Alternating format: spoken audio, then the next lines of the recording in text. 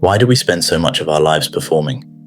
Every day we have a choice: keep performing or start living. We're all method actors in the grand theatre of life, except nobody gave us the script, and we're improvising badly.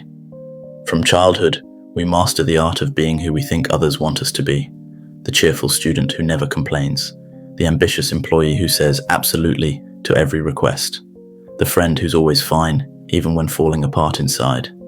If performance were an Olympic sport, we'd all have gold medals by now. Unfortunately, the only prize is exhaustion. Psychologist Carl Jung called it the persona, the mask we wear in public.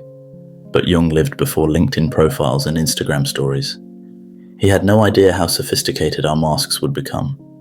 Modern psychology calls this self-monitoring, our tendency to adjust behavior based on social cues. High self-monitors are chameleons, constantly adapting. Low self-monitors are authentic, but sometimes socially oblivious. Most of us fall somewhere in between, which explains why we're simultaneously exhausted from performing and confused about who we actually are. Research shows that chronic inauthenticity literally rewires our brains. When we consistently act against our true nature, our neural pathways adapt to support the performance. We become neurologically invested in being fake. It's like training your brain to be disappointed in itself. Existentialist philosopher Jean-Paul Sartre argued we're condemned to be free, forced to create meaning in a meaningless universe. But somewhere along the way, we decided that freedom was too scary and chose conformity instead. Sartre also gave us the concept of bad faith, which is lying to ourselves about our own freedom to avoid the anxiety of choice. Every time we say, "I had no choice," when we absolutely did, we're living in bad faith. It's philosophical procrastination, and we've turned it into an art form. As Brené Brown puts it, authenticity is a collection of choices that we have to make every day. It's about the choice to show up and be real. But showing up as ourselves feels dangerous. What if people don't like the unfiltered version? The irony is that while we're all performing to be liked, everyone else is also performing to be liked. We're basically lying to liars about being liars. It's like a massive game of social poker where everyone's bluffing and nobody wins. The ancient Greek philosopher Socrates famously declared, "Know thyself." If he were alive today, he'd probably say, "Know thyself, but maybe keep it to yourself during the job interview." We live in what psychologist Sherry Turkle calls alone together, connected but isolated, performing intimacy while remaining strangers to ourselves and others. Research consistently shows that authenticity correlates with well-being. People who align their actions with their values report higher life satisfaction, stronger relationships, and better mental health.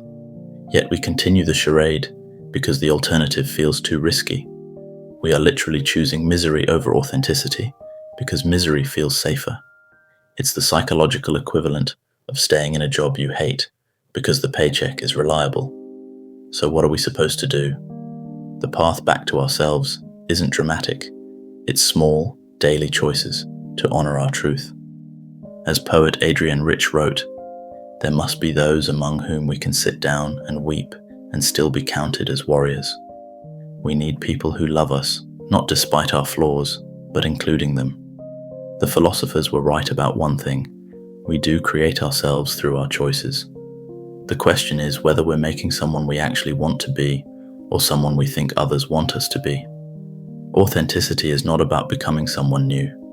It's about remembering who you already are beneath all the performance anxiety. Your authentic self isn't hiding. It's just buried under years of shoulds and supposed tos. The real tragedy isn't that we perform. It's that we've convinced ourselves the performance is more valuable than the person underneath. Every day we have a choice: keep performing or start living. Both options are scary, but only one leads to a life that feels like home. As Oscar Wilde quipped, "Be yourself, everyone else is already taken." Though knowing Wilde, he was probably performing when he said it. My friend, you're already enough, exactly as you are. The performance was never necessary. Time to drop the curtain and take a bow as yourself. After all, in the theatre of your own life, you're both the star and the only audience member who truly matters.